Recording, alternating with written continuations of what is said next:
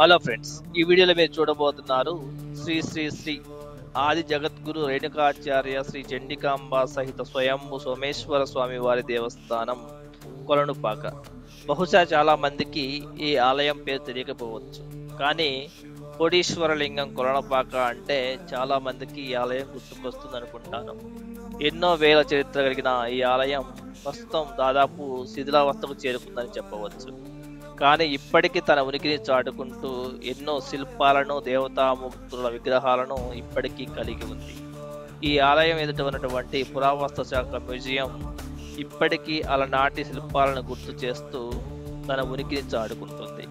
ఇక్కడ ఎన్నో శిల్పాలు ఉన్నాయి, స్వామివారివి, అమ్మవారివి, అలాగే సప్తమాత్రికలు, భైరవుడు, ఇలా ఒకటేమిటి చెప్పుకుంటూ పోతే 50కు పైగానే ఇక్కడ శిల్పకళలు ఉన్నాయి.